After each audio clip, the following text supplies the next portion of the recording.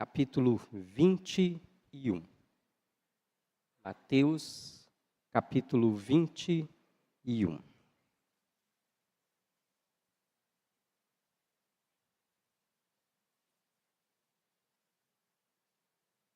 Quem achou, diga amém.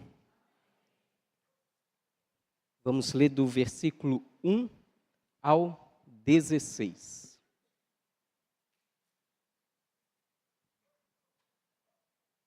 E quando se aproximaram de Jerusalém e chegaram a Betfagé, ao Monte das Oliveiras, enviou então Jesus 2 discípulos, dizendo-lhes: Ide à aldeia que está defronte de vós, e logo encontrareis uma jumenta presa e um jumentinho com ela. Desprendei-a e trazei-mos.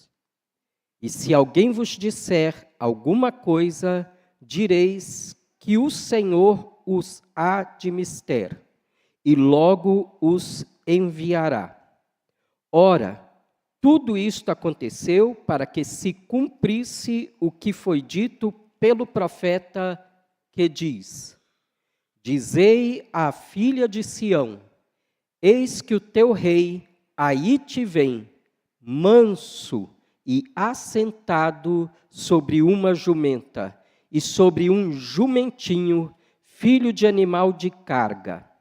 E indo os discípulos, e fazendo como Jesus lhes ordenara, trouxeram a jumenta e o jumentinho, e sobre eles puseram as suas vestes, e fizeram-no assentar em cima. E muitíssima gente estendia as suas vestes pelo caminho, e outros cortavam ramos de árvores e os espalhavam pelo caminho. E a multidão que ia adiante e que seguia clamava, dizendo: Hosana ao filho de Davi, bendito o que vem em nome do Senhor, Hosana nas alturas. E entrando ele em Jerusalém, toda a cidade se alvoroçou, dizendo: Quem é este? E a multidão dizia: Este é Jesus, o profeta de Nazaré da Galileia. E entrou Jesus no templo de Deus e expulsou todos os que vendiam e compravam no templo, e derribou as mesas dos cambistas e as cadeiras dos que vendiam pombas. E disse-lhes: Está escrito: A minha casa será chamada casa de oração, mas vós a tendes convertido em covil de ladrões. E foram ter com ele no templo cegos e coxos, e curou-os. Vendo então os principais dos sacerdotes e os escribas as maravilhas que fazia, e os meninos clamando no templo: Hosana ao filho de Davi, indignaram-se e disseram-lhe: Ouves o que estes dizem? E Jesus lhes disse: Sim, nunca lestes pela boca dos meninos e das criancinhas de peito, tiraste o perfeito louvor. Amém? Glória a Deus. Feche os seus olhos e vamos ter mais uma palavra de oração. Amém? Senhor, nós te louvamos e te glorificamos, porque Tu és o Rei da Glória.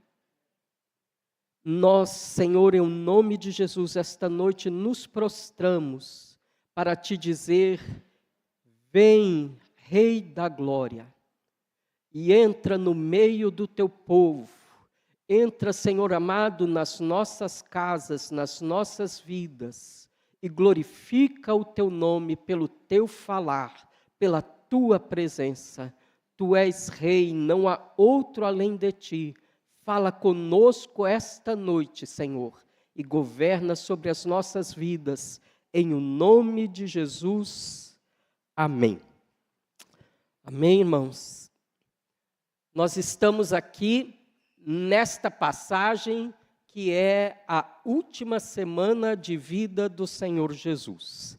Esta cena acontece em um domingo, que nós chamamos normalmente de Domingo de Ramos. E na sexta-feira seguinte, o Senhor Jesus estava sendo crucificado.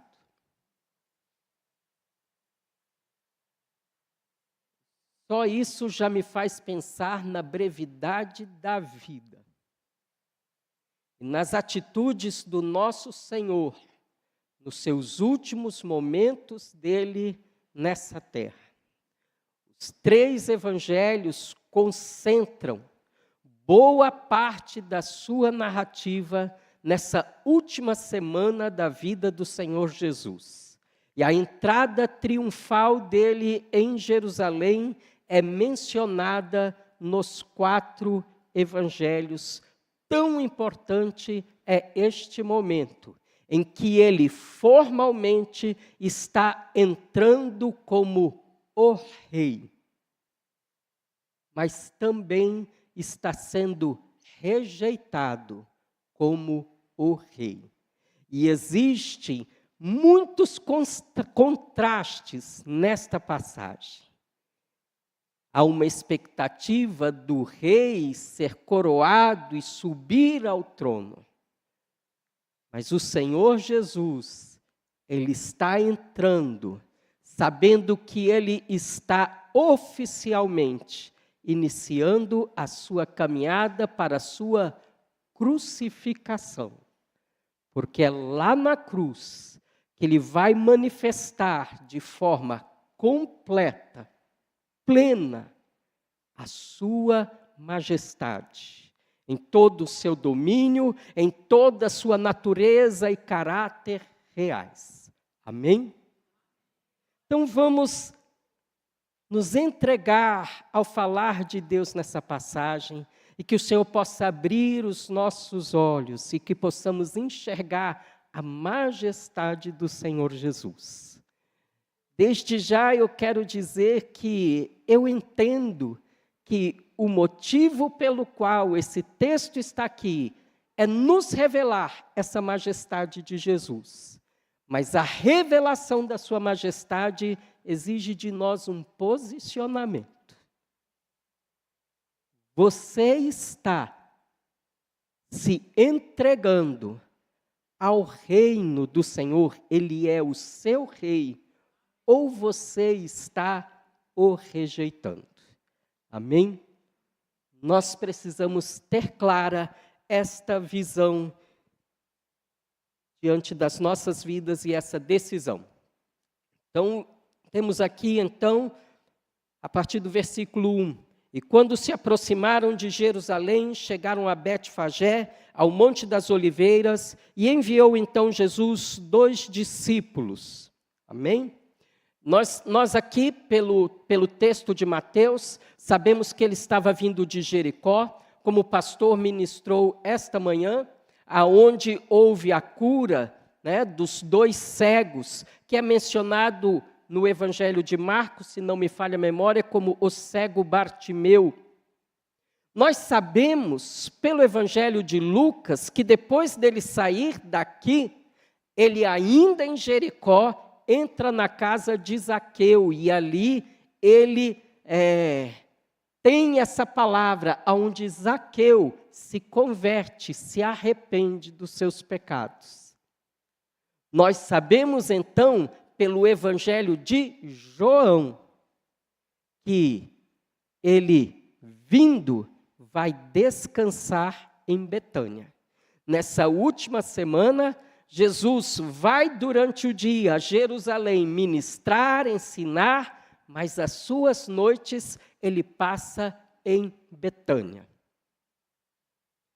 Provavelmente, nas proximidades desse dia, pelo Evangelho de João, houve a ressurreição de Lázaro, que está lá no capítulo 11 de João. A entrada triunfal acontece no capítulo 12, após Maria, irmã de Lázaro, quebrar o vaso de alabastro aos pés de Jesus, que foi a que o ungiu para o seu sepultamento de forma adiantada. E então nós temos esta entrada.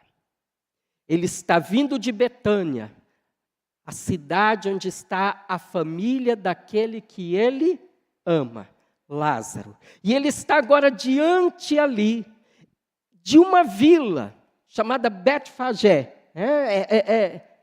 Se não me falha a memória, de Betânia a Jerusalém, talvez dê aí uns 4, 5 quilômetros. E apesar de Betfagé ser chamada de outra vila, ela já pertencia praticamente a Jerusalém. E ele, então, no versículo 2 nos diz assim, a ordem que ele dá aos discípulos: ide à aldeia que está defronte de vós, que é a Betfagé, e logo encontrareis uma jumenta presa e um jumentinho com ela. Desprendei-a e trazei-mos. E se alguém vos disser alguma coisa, direis que o Senhor os há de mister e logo os enviará. E ora, tudo isso aconteceu para que se cumprisse o que foi dito pelo profeta que diz: dizei à filha de Sião, eis que o teu rei te vem, manso e assentado sobre uma jumenta e sobre um jumentinho, filho de animal de carga. Primeira coisa que me chama a atenção nesse versículo. Alguns entendem que Jesus, na sua ciência, no seu conhecimento, sabia que esse jumentinho estava lá. Outros entendem que ele já tinha combinado com alguém lá. Seja um, seja outro. Esse texto me deixa uma coisa muito clara. Jesus faz muitas coisas que nós não fazemos a menor ideia. Ele sabe de todas as coisas. E ele já proveu tudo para o cumprimento do seu propósito. Talvez você esteja esta noite pensando, preocupado com coisas que você tem que arrumar durante a semana, com problemas que você esteja passando, com coisas que você precisa colocar diante de Deus, e você está preocupado com tantas coisas que precisam acontecer, e você não teve tempo de resolver, e o Senhor está te dizendo essa noite: aquieta o seu coração. Você não está vendo, mas eu estou me movendo. Você não sabe, mas eu já preparei. Sai de um lugar de preocupação e entra num lugar de obediência. Ouve a voz do Senhor teu Deus e o obedeça fielmente. Coisas que nós não entendemos. Irmãos,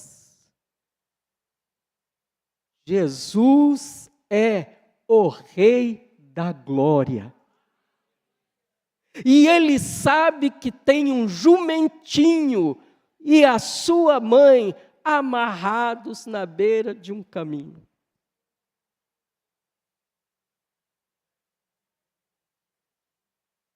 Ele não vai saber o que se passa em sua vida, na minha vida. Ele sabe. Se você fez suas leituras aí, você leu um pouco antes disso aqui, que ele sabe que tem um peixe dentro do mar da Galileia com uma moeda presa na sua boca.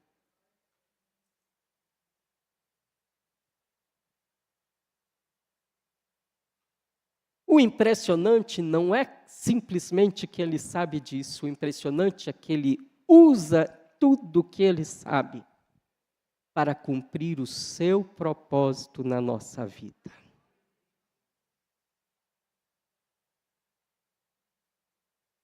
Um Deus que sabe que a jumenta de Balaão estava sendo maltratada. Não sei se eu penso nessas coisas, porque eu lido com animais todos os dias. Mas me chama a atenção, se ele se preocupa até com a jumenta de Balaão, que foi maltratada, ele não vai se preocupar com o que eu e você passamos? Não é ele mesmo que diz no Sermão da Montanha que ele cuida para que os passarinhos comam todos os dias? E ele nos diz: para e contempla os pardais, para e contempla como ele veste os lírios do campo. E ele está dizendo para nós observarmos isso, para entendermos que se ele cuida assim de coisas tão pequeninas, quanto mais ele cuida de nós. O Senhor Jesus trabalha muito. Ele tinha acabado de vir aqui de uma longa caminhada, como vimos, lá de Jericó. E curando, e pregando, e ouvindo, ele trabalha.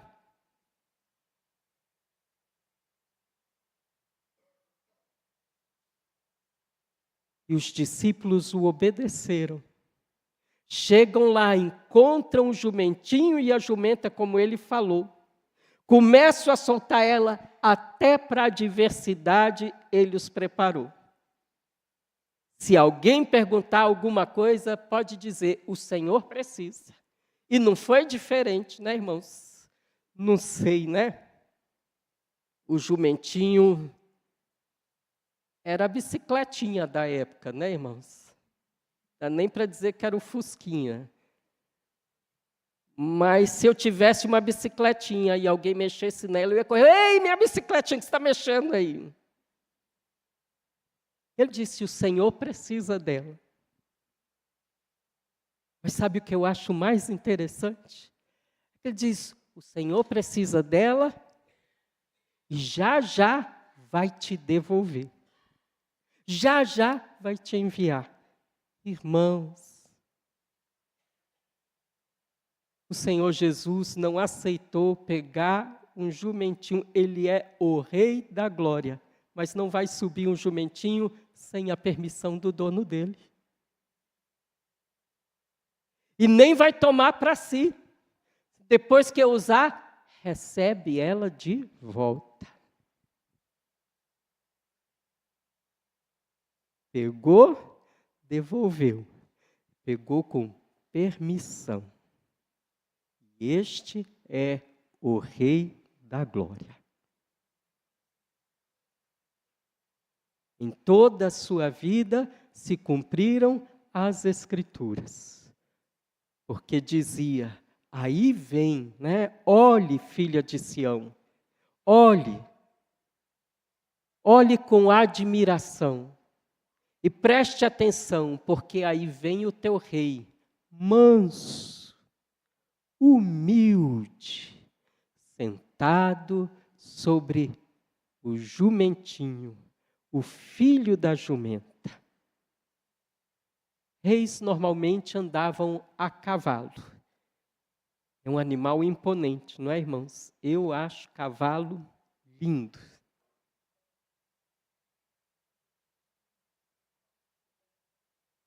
É um animal próprio para as batalhas.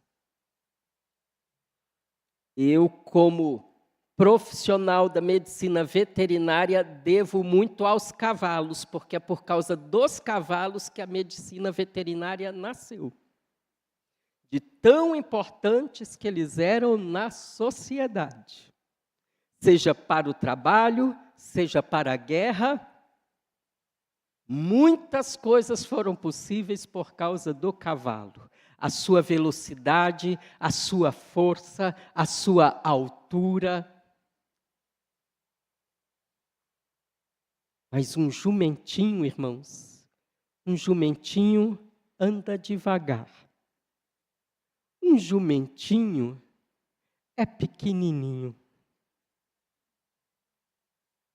Mas o jumentinho, irmãos, deixava o rei acessível. Sabe o que ele está dizendo?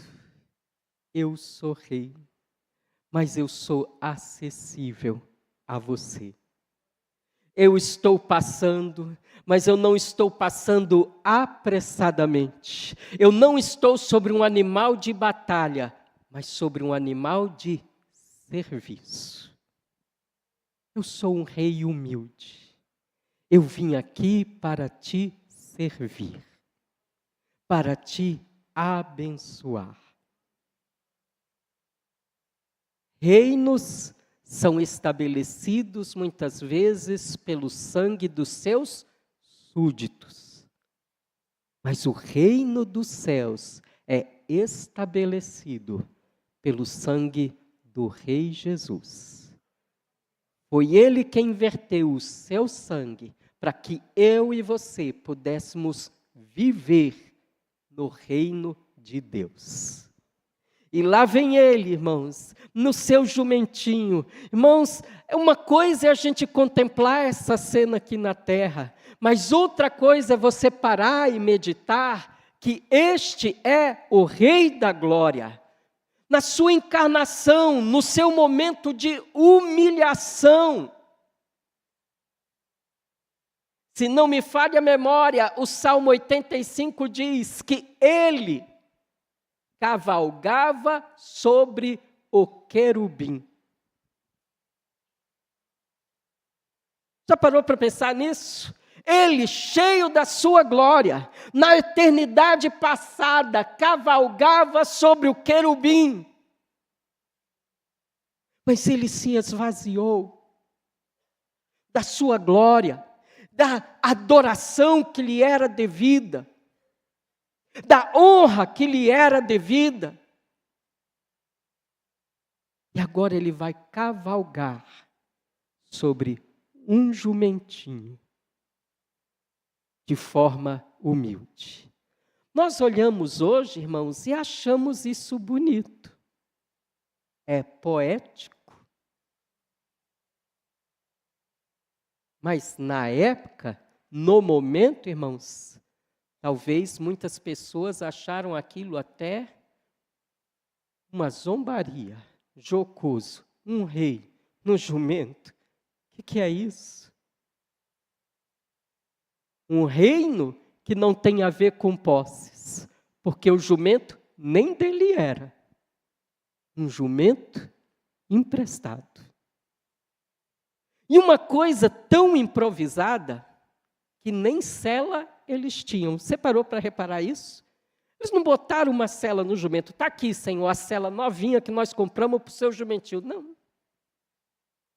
Tiveram que tirar suas próprias capas e colocar como sela sobre o jumento para o Rei dos Reis se assentar. Estamos juntos, irmãos? O Rei da Glória se esvaziou. Sabe qual que é um dos nossos problemas? Nós já somos tão vazios por natureza, mas com as poucas coisas que temos, nós já nos achamos tão cheios.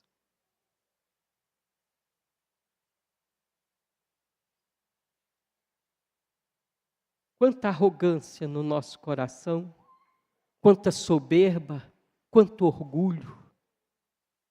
Muitas vezes, como a igreja de Laodiceia, dizendo, eu sou rico, não preciso de nada. Mas com o Senhor precisando nos dizer, compra colírio para enxergar que você é pobre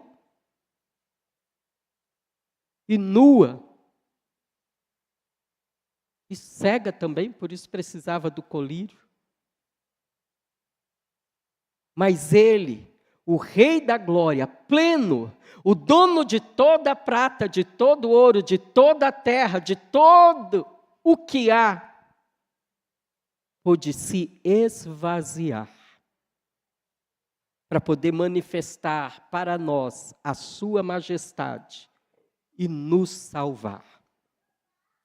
Então ele começa a descer ali do Monte das Oliveiras, e a multidão dos seus discípulos começa a chegar, trazendo as suas vestes e jogando no caminho.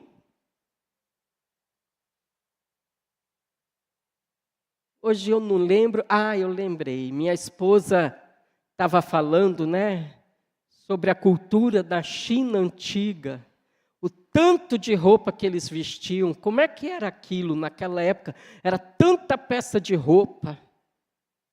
A primeira coisa que pensamos é assim, será que tomava banho todo dia? Pois se tomava banho todo dia, eu não sei não, irmãos, mas eu posso te garantir uma coisa dessa época, não se lavava a roupa todo dia. Difícil, né? Não era tecidinho assim, né, irmãos? Eram peles.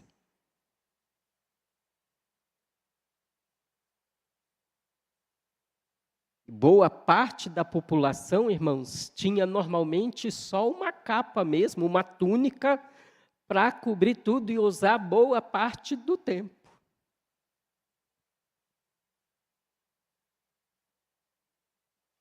Quando eles estão pegando as suas vestes e jogando sobre o caminho, irmãos, eles estão entregando basicamente tudo que eles têm. Eles estão se rendendo, reconhecendo que Ele é o Rei dos Reis, e eles gritam como? Eles gritam, Hosana. Hosana. Vamos dizer juntos? Diga aí. Mas vocês disseram muito fraquinho. Diga de novo. Glória a Deus. Você sabe o que significa Hosana?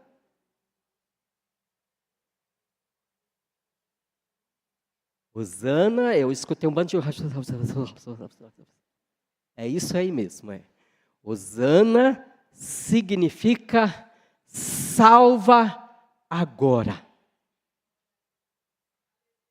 Vamos dizer juntos? Diga aí, salva agora. Mas eu não ouvi esse salva agora. Vamos lá? Irmãos, eu não sei, hoje eu estou assim um pouco pentecostal. Levanta os seus braços e grita aí, salva! Glória a Deus! Deixa eu dizer uma coisa, irmãos. Eu, às vezes, vejo pessoas que me dizem assim, olha, irmão, eu não peço nada para Deus. Eu já tenho tanta coisa, quando eu estou diante de Deus, eu só agradeço. Irmãos, me diz aqui, você já encontrou alguma passagem na Bíblia onde as pessoas encontram com Jesus e está aqui registrado? Ele não pediu nada, Senhor, eu não tenho nada para te pedir. Só agradecer, pode ir embora. Irmãos, se você acha isso bonito, que o Senhor abra os seus olhos essa noite. Isso é uma arrogância, uma soberba travestida de coisa bonita. Travestida de humildade. Porque das duas uma, ou você não enxergou a glória do Rei dos Reis, que Ele é o seu Salvador, ou você é cego para a imensidão da miséria da sua necessidade. O Evangelho, irmãos, está recheado de histórias que movem a nossa fé e a esperança de pessoas que viram nele a sua provisão, a sua salvação. E um clamor, salve agora, Senhor. É considerado um alto grito de adoração. Porque quando eu peço, quando eu rogo, eu clamo, eu estou adorando, eu estou dizendo, Tu és aquele que tudo pode, não há impossível para Ti. Tu és a fonte de todas as coisas. Na nossa soberba, na nossa arrogância, nós achamos que eu consigo. Eu posso, eu não preciso, eu não vou procurar ajuda.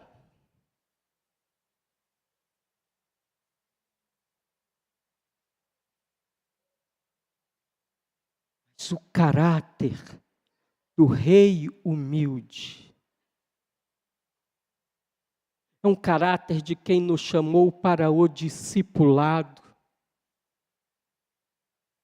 É o caráter de alguém que está nos chamando para dizer: eu vou te discipular, porque eu manifesto o meu reino através do discipulado. E discipulado não é pegar um caderno e aprender muitas coisas, não. Um discipulado é um trabalho onde o Senhor vai te disciplinar para construir o caráter real, nobre, dele em você.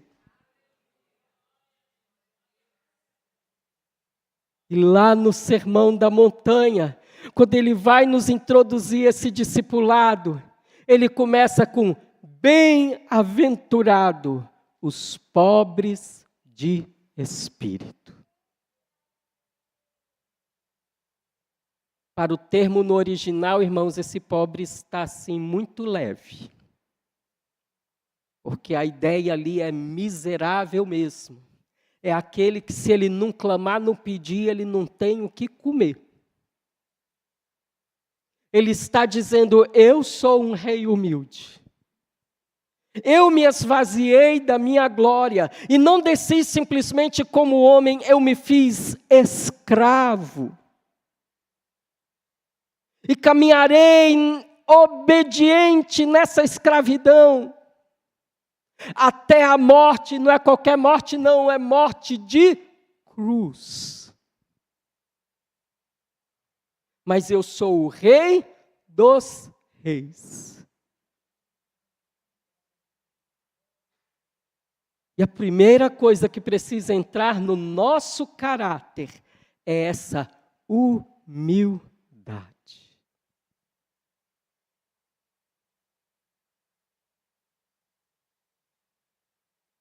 E de entender: eu não tenho nada. Eu não posso nada. Tu és tudo para mim, Senhor. Salve-me agora. Eu não sou Faraó para dizer: amanhã ore por mim. Não, eu preciso do Senhor agora. Me livra de mim mesmo. Me livra da minha arrogância. Me livra da minha soberba, do meu orgulho, da minha ostentação. E me leva a um lugar, em nome de Jesus, aonde eu enxergue de fato a realidade que está descrita lá em Romanos: miserável o homem que sou, quem me livrará do corpo desta morte? Eu estou diante do Salvador, eu estou diante do meu Messias, do profeta, do rei, meu sacerdote. Salva-me, livra-me, eu dependo completamente de ti. Sem ti eu nada posso fazer. Eles estão recitando aqui o verso 25 e 26 do Salmo 118. Salva, agora, Senhor, nós te clamamos. Nós te clamamos, prospera-nos. Bendito o que vem em nome do Senhor.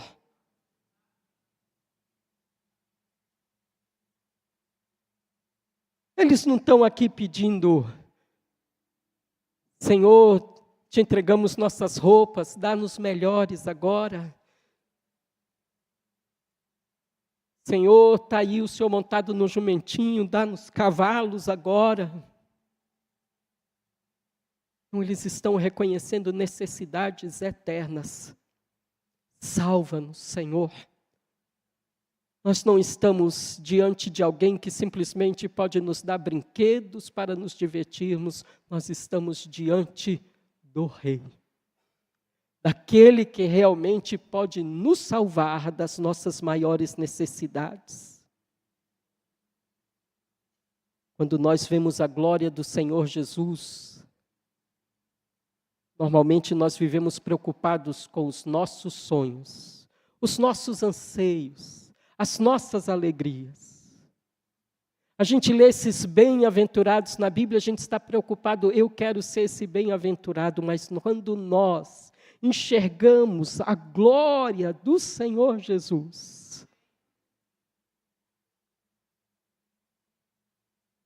nós passamos a esquecer de nós mesmos e a dizer, o Senhor é o bendito.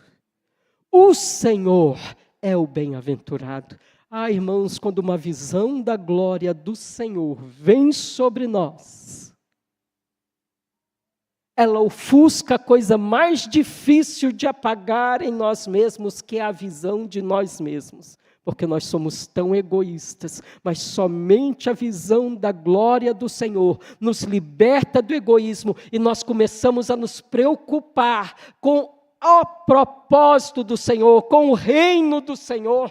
Tu és o bendito, porque tu és aquele que vem em nome do Senhor. Eu me rendo a ti, me submeto a ti, não buscando simplesmente coisas para mim mesmo, mas eu estou buscando de que a Ele seja toda a honra, toda a glória e todo louvor, eternamente. Amém. Somente Tu és digno, Senhor. A Tua glória faz com que eu não viva mais para mim mesmo, mas que eu viva para Ti, Jesus. Ele entra em Jerusalém, acontece um alvoroço. Eles perguntam o que é isso, assim, é o profeta. Mas hoje ele está sendo visto não somente como o profeta, ele está sendo recebido como o rei. E em vez dele ir para o palácio, ele vai para o templo, porque o reino dele não é deste mundo.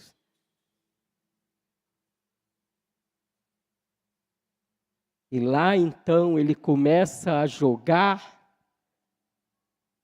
a mesa dos mercadores, dos cambistas, de todo o comércio que existia ali, e ele disse, está escrito. Ser um rei humilde não significa ser um rei omisso. Ser um rei humilde não significa ser um rei que não exerce a sua autoridade. Ele é um rei que veio por ordem na sua casa.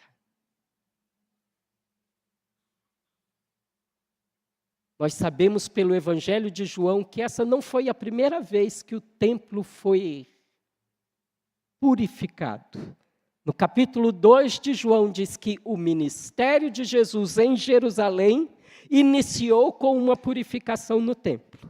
E nós sabemos pelo Evangelho de Mateus, Marcos e Lucas que ele encerra seu ministério em Jerusalém, purificando o templo, deixando tão claro como isso é importante para ele. Ele quer nos reformar como povo de Deus. E se nós não entregarmos a nossa vida diariamente a Ele, aí, irmãos, as impurezas entram, as sujeiras entram. Irmãos, eu vejo pessoas, na minha vida cristã, eu lembro, eu me converti, as comunidades estavam surgindo. E eu ouvia do povo das comunidades, as igrejas tradicionais têm muita estrutura, nós precisamos tirar as estruturas. Eu olho para as comunidades, hoje elas têm mais estrutura que as igrejas tradicionais. Aí aparecem as igrejas que não pode ter placa, não pode chamar ninguém de pastor. Tem as igrejas que não pode ter nem templo, porque o problema é o templo, nós vamos reunir em casa. Mas o problema é o homem. Olhe aí para a pessoa do seu lado, sorri para ela. Olha aí para a pessoa do seu lado, sorri para ela. Você não vai dizer para ela assim, o problema é você, não. Você vai dizer para ela assim, o problema sou eu.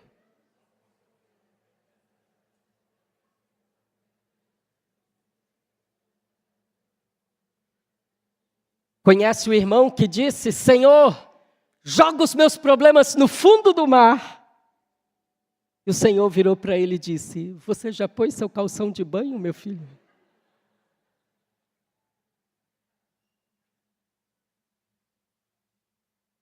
Irmãos, pode ter estrutura, pode não ter estrutura, pode ter templo, pode não ter templo.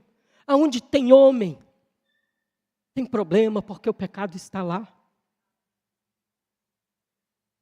E se nós não nos humilharmos debaixo das mãos do Senhor e clamarmos, salva, agora, Senhor.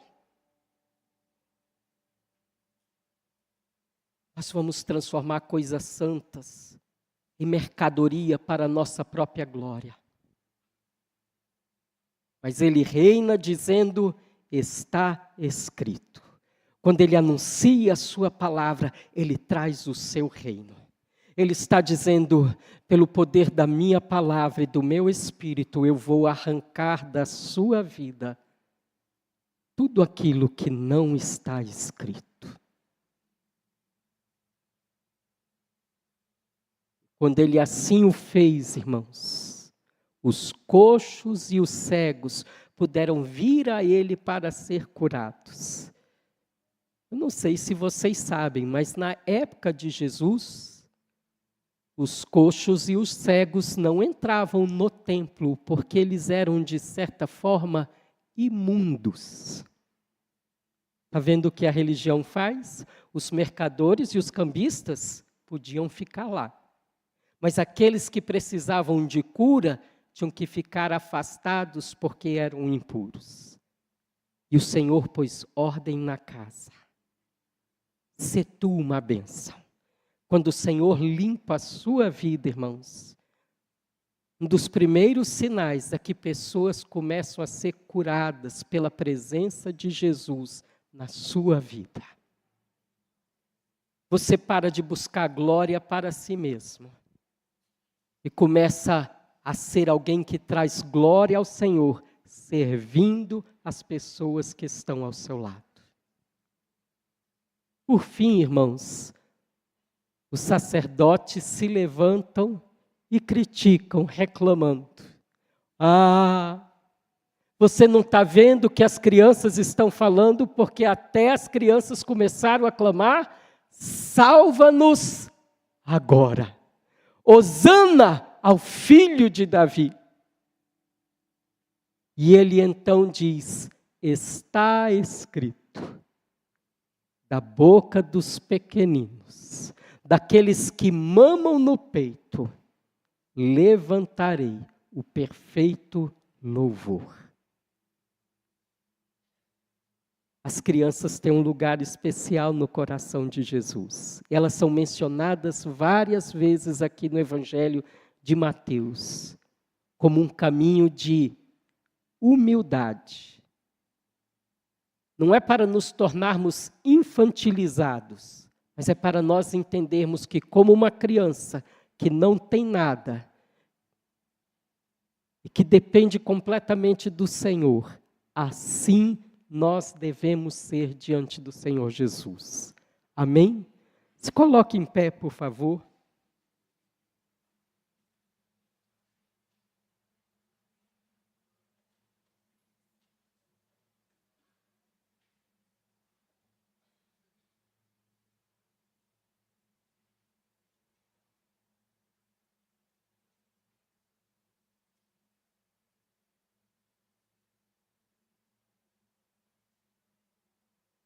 O Senhor Jesus te convida esta noite para que você diga a Ele, Senhor, tudo que sou, tudo que tenho, eu entrego a Ti. Salva-me agora. Salva-me de mim mesmo. Eu quero ser Teu discípulo. Constrói o teu caráter real em mim. Traze humildade, purifica a minha vida, livra-me, guarda-nos como igreja, em o nome de Jesus, e purifica-nos todos os dias. Eu preciso de Ti. Se você deseja responder esta palavra, eu te convido, vem aqui à frente e diga ao Senhor: salva-me, eu preciso de Ti. Em nome de Jesus.